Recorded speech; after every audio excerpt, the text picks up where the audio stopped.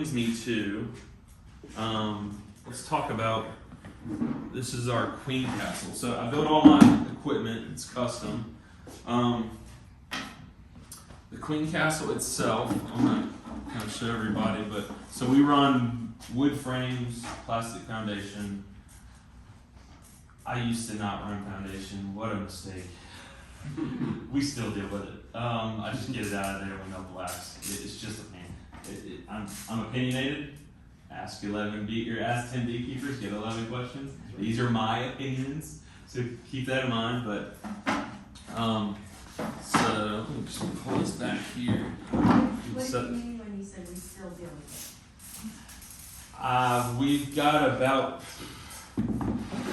We've built about 6,000 frames so far, and I still find them here and there. And without they were just the bees drew down the comb, and they tie them into other combs, and it makes a huge mess. And queens get in the nooks and crannies. And did you start with starter strips, or you just started with starter strips because I was cheap, I was broke, I couldn't afford it. Man, did I pay for it! I should have afforded it earlier. So, again, it's my opinion, okay? So our queen castles, if you can imagine here, they are 4 compartments. Let me just pull these. Well, I'll just pull this out for example as well. And this is 5 mil Luan here, and the bees don't care. There's a sticker on it. The bees mostly don't care about anything at all. Like, the bees are just happy to have a place to live. They're happy to have a wall in your house, a corner in your barn, or a fancy beehive. All my specs, I'll get into this in a minute, but my specs are a little off from most commercial beekeepers. So a lot of my equipment I can't use other people's stuff. Shoot yourself in the foot. It stinks. All my stuff has to be custom. So what we're creating, I want to start with this. So we've got holes in the bottom of each compartment. Can everybody see those? Please. So we've got a screen, 1/8" hardware cloth on either side.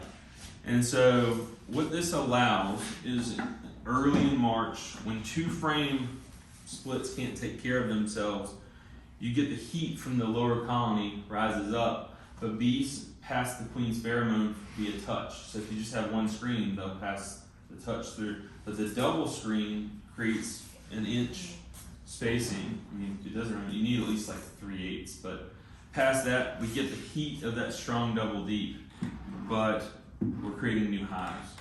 You can do a walk-away split in this way, which ultimately create an emergency cell. You can come across one frame with 4 queen cells on it. If you've got a queen cell castle, you pull 4 frames of brood.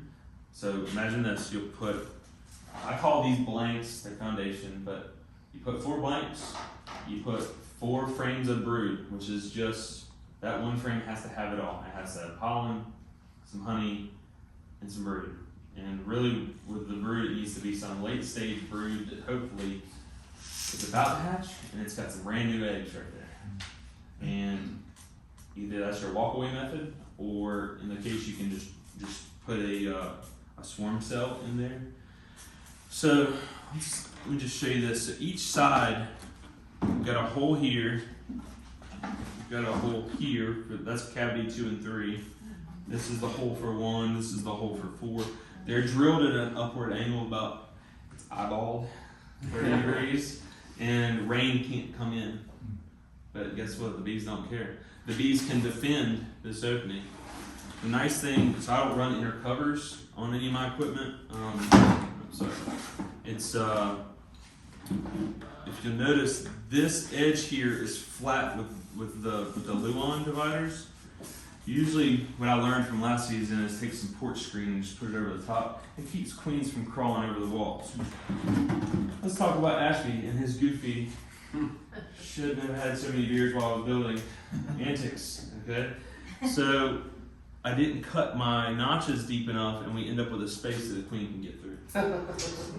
So now we're using like aluminum foil and little pieces of wood to fill in here, because that queen will come up and around and she'll go kill that other queen. It's that, okay? Usually, like last year, we ran a 71% success rate. For every 100 queen cells we put out there, 71 came back well mated. So call it 75%, 3 out of 4. You come back 4 weeks later, and now you've got 3 new hives. This is a whole new problem. Thought you were busy before, now you need more equipment. Okay. This is a good thing. You've seen the thing, I had 2 beehives and they died. So I got 2 more beehives, and then next year I needed to take a split off of them. And the next thing I know, I had 21 beehives. This can be the common plight of the beekeeper. So anyways, the double screen bottom board is also known as a Snell board, or you can make them by themselves. This just happens to give us a lot of options, because all I care about is a well-mated queen. Once we get well-mated queens, that's as good as going and buying them at the bee store. And then, I mean, and it's not for everybody, but suddenly you can take that one really healthy colony and split them up. So, somebody asked me, and I didn't bring it tonight, but we take playing cards. I'll order like 5 packs of playing cards off Amazon. The plastic coated ones, they're made for playing cards in the pool. We take a staple gun, and each side, so this will be a heart and a diamond, and this will be a spade and a club, and they're all different. And if you look down through my VR, like, it's just cards everywhere. But that queen knows I'm the queen of spades. I'm the 3 of hearts. It's that identifier for her to make sure she gets home. In a yard where, I mean, think about this, but we run 40 colonies to a yard. They're 10 frame double deeps. At peak May 1st population, it's 50,000 bees per hive. Average is 2 million bees that she's trying to navigate through to get home. That can be hectic on a queen. So when you start thinking about those numbers, she needs an identifier. Our success went way up when we started doing the playing cards, and it's cheap, and who cares if they're disintegrated by the end of the year. I only need them for 2 months a year. We only breed queens for 2 months.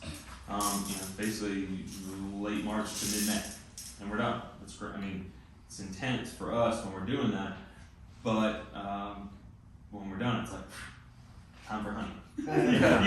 So I'm going to talk to you about mistakes. So this is a happy it worked out, where the cracks ended up perfect.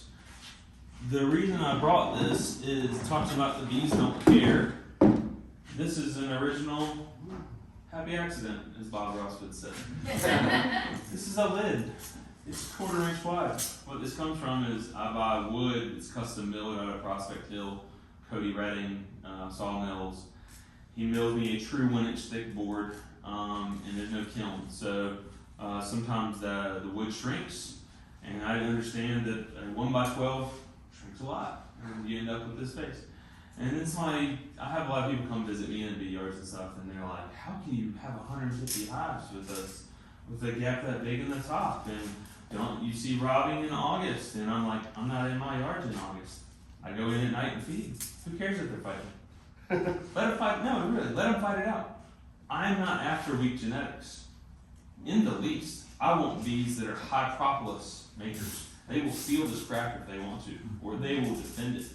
But I'm not breeding spicy bees. Like, come August, they're all spicy. I mean, if you've kept bees, you know. But this is a happy accident. So a lot of my bees have completely sealed up their lower entrance and now use the lids. I don't care. It's fine by me. It gives them lots of options in the winter. It allows moisture. So I wax dip all my equipment. I have a custom wax tank. If painting is standard, wax dipping is premium. It's expensive. I knew it from the start. But I want to build this equipment once and just be done with it. So everything gets wax dipped. That box over there is yet to be wax dipped, but all my boxes are in use right now. It's in print. So this shrinkage occurred after the wax dipping.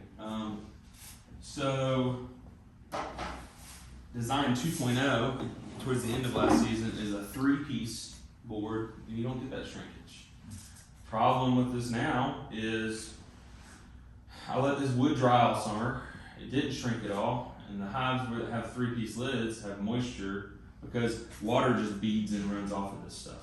So it doesn't collect up underneath like a traditional hive would on the inner covers and then drip on the colony every winter, but the water doesn't drain out of it either. So when they hit the bottom of the pallets, water collects unless you tip the hives forward. Sometimes if I'm over there, I'll throw a brick in, but we can't get to every one. There's only so many hours. I'm a dad, husband, beekeeper, mechanic. Almost husband. Yeah, that's correct. So, what I then learned is cracks in beehives are good. That's a big divisive subject. But here's another example. So we run, everything I do is all about efficiency. So we run two-way pallets with a future design that if I want to be a mobile beekeeper, I can do. Again, 1/4 inch shrinkage, because I didn't realize. But what does that do? It's an air gap. It didn't shrink, so 3/8 is bee space, 7/16, which is only 1/16 bigger, is mouse space. Who's had a mouse in their colony? We've had a few. They make a mess of your winter colony. So one way to design this right the first time, standard in all bee equipment, is a 3/4 inch rise in the entrance. Well, why? When the bees only need 3/8. So 3/8 thick risers. Now I don't have to go around and put 800 mouse guards on in the fall and take 800 mouse guards off in the spring. Imagine the labor and the gas and the time. That's my time. That's my time with my kid. Like, let's mechanically build this right. All my beehives have weed matting under it. Why? Because we live in small hive beetle country. So small hive beetles, they breed inside the hive, they come out the front door, they hit the ground, they breed right there in the ground, and they go right back in the hive. It's a vicious cycle. If you're hot, small hive beetles and wax moths are not a problem. They are a symptom. It's a symptom of a weak hive, something failing within. So we can put a mechanical device in, like Swiffer sheet, the Amazon brands, El Cheapos. Every hive gets one 24/7. It's $30 for like 500 of them. You cut them in half. You lay it on top of the frames, and it's a foot trap. It's a tangle foot trap for small hive beetles. It doesn't get them all, but I can show you some pictures. I got a picture on one video last year. It was like 200 plus beetles in one trap. I say to myself, that's a symptom. What's wrong with the colony? You get in there, it's a drone laying worker. Now it's making a mess of the hive. The funny part about that was the hive right next to it. I was like, oh, I left it there a couple weeks ago. It'll be fine. I went to pick it up. It was a queen castle. I went to pick it up and I dumped 2 quarts of small hive juice down the front. I will never do that again. If there is a drone laying worker, take your loss, shake all the bees out. Every bee goes out there because you don't know which drone it is. Put it back. This is an easy solution. Put it back in place. Put the box back in place. Put lots of blank frames in there and steal 1 frame of good eggs from another colony and put it there. The bees that can fly home are not your drone laying worker. They'll come home and go, oh man, we don't have any drone laying smell and we don't have anything but this queen based smell. We need a new queen, and now we've got a 2-framer that hopefully will make it through winter to today. So let's talk about next box here is another mechanical. I mentioned earlier that things we can do to mechanically stop small hive beetles. Your standard box width. I'm gonna make sure I'm showing you this right. Standard box width on most stuff you buy at the bee supply store is, and that's inner wall to inner wall, is gonna be, I wanna make sure I'm telling you right, it's like 14 5/8. My box is a 1/2 inch wider than that. So standard queen excluders will still work, but they're not covering to this edge, they're barely covering, but they still work. The advantage is the extra 1/2 inch. So there's another custom thing. Well, what does that do? When we center our frames like this, look at all the space. Now the bees can police this area and we mechanically knock down our small hive beetle issues. Remember, small hive beetles love a nook and cranny they can get into. If you don't build it, they won't come. I look at this at economies of scale. We're thinking about doing 800 colonies at 3 of these each. I gotta build 2,400 boxes. Suddenly, yes sir. Can you go back to the worker laying? Yeah, drone laying worker. Drone laying worker. Yeah. So you've got a bad hive. You gotta put the queen one. You've got bad eggs. You gotta put 2 eggs in each small. Yeah. And how did you do it? Okay, so at this point, it's a loss. A lot of people can't get with this feeling of, I lost my bees. Because it sucks, right? Like, it still hits me here because I care. Like, I wouldn't be reading all this research projects and all these theories and things if I didn't care. So just write it off as a loss, right? So we're gonna pretend this is our good hive and this is our drone laying worker, okay? So we got our good hive here, and we're gonna say this is a good frame of, it's got a little bit of everything. It's got some honey, some pollen, and we wanna see fresh eggs on it, or very young larvae. Maybe even like the center is milk brood and the outer edge is eggs. And so what we're gonna do is we're gonna take this, just take the whole box right over here, and we're gonna shake every bee out in the yard. Get rid of, I don't want a bee. I want that drone laying worker to end up in the yard. You don't want a bee? I'm just gonna shake them off, okay? Now, any bees that can fly are not your drone laying worker.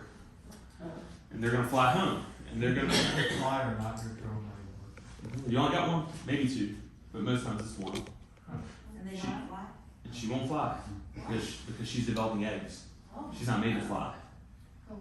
But she's not fertilized because she didn't get a good mating, because she wasn't designed that way.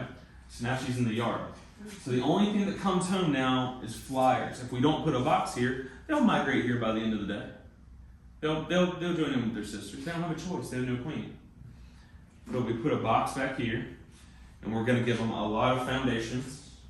We're going to steal that good drawn wax to go somewhere else, because that's our goal in beekeeping is drawn wax. And then we're leaving them bare necessities. One frame only, drawn wax from this hive.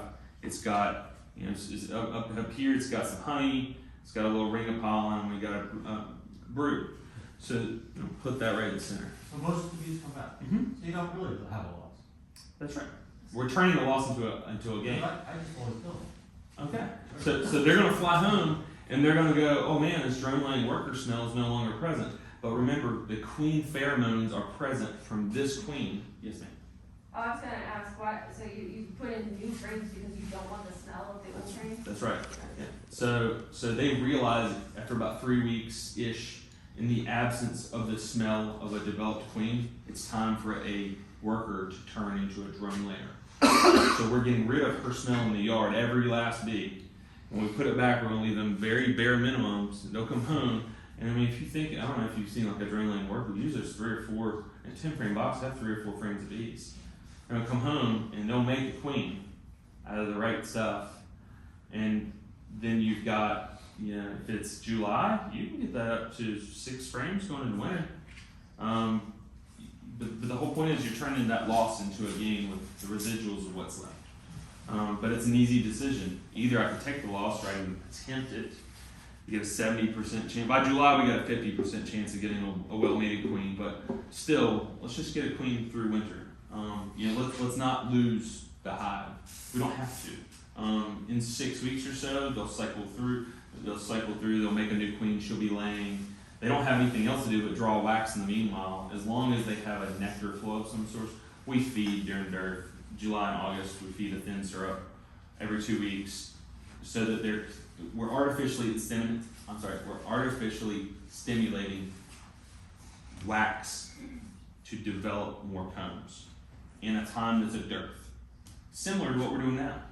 Like we're feeding bees right now sugar syrup every 2 weeks to get them to draw wax for an upcoming nectar flow. You can wait for the nectar flow, but during the nectar flow, I don't want my bees spending a week or two drawing wax. I want them to have wax ready to go. It costs me a lot of sugar, but we're running a business. So let's talk about, yes? Sorry, while we're on that topic, what do you do with the frames of brood that you took from the laying worker colony? So you just gave them Yeah, that's a great question. So we can put those in a healthy hive. Yeah. The bees will clean them out. Because they've got their smell. All the bees have touched each other and they're passing around this pheromone. They go, what's this foreign smell here? And there's 3 eggs here. Cannibalize it, it's gone. They'll probably have it cleaned up in a day or 2. But when everything's built up, like let's say in July, they've built up your 10 frames in your double deeps. Mm-hmm. How are you finding empty spaces? So if you wind up where you've got too much, you Right. can either add a third box, add another box on top, just to like, I don't ever overwinter any frames out in the open, letting light get to them. We're gonna just put them on a colony The advantage there is most of our stuff going into winter is 10 frame double deep. Some of them are 10 frame triple deep, just so the bees police and don't let the wax moths destroy the comb. Just a logistics question about Okay. running a commercial operations. So when you go out to your apiaries or your sites, are you bringing extra equipment? No, every we have time? staged equipment at every site. Is it just like covered up with a tarp or? No. Sits out there on a pallet. Why? Because bees don't care. It's all wax dipped. It's weather treated, 20 years, so I don't have to worry about UV. And I mean, the yard we were in this morning has 3 pallets of nukes ready to go. I mean, right now, at this moment, I've got 630 nukes sitting empty, ready to go. Because we are about to plow through here very shortly into production. So that's what I want to get into. Kind of wrap this up is, let's talk about what I'm seeing today, what you may be seeing today. Yes. Say, feeding a thin syrup stimulated wax right now. Yep. Bees do not have it 5-6 colonies worth. There's no queen excluder, and there's nothing preventing the bees from going. And it's old foundation, so it's got a little bit of wax on it. Okay. And there's enough nectar currently in the Red flow. maple. Yeah, they're just, I can't get them to draw wax. That's okay. Yeah. There'll be a rainy day period, 3-4 days at a time. That's why, so this year, I'm hesitant about how much pollen patties I put on, because we live in small hive beetle country. If they're not going to consume that patty in 5 days based on the size of the colony, we don't exceed it, because it's an invitation for an infestation of small hive beetles. It's easier to get out front and just do a application of pollen patties like every 2 weeks. We've got so much pollen coming in the door right now. I mean, spring's here, you don't hardly need it. But last week we had 3-4 days in a row of rain, so I'm glad I had those pollen patties on. So I'm constantly watching the weather. So if I see a period of rain coming up, we're gonna go in, even if it's like 1/3 of a pound. I make all my pollen patties from scratch. All pollen patties are is mixing sugar syrup, dry sugar, and the powdery pollen mix. You're tricking the bees into taking the pollen because they want the sugar so bad. So I mix it in like a big mortar mixing tub, and I use a 4-inch spackle knife you would for drywall, and it's just kind of an eyeball, Every hive's different, and I should have called it winging it farms. I'm constantly winging it. I'm not an expert sitting up here, okay? I'm just an opinion, but I happen to just be doing it. My goal is to be a full-time beekeeper next year.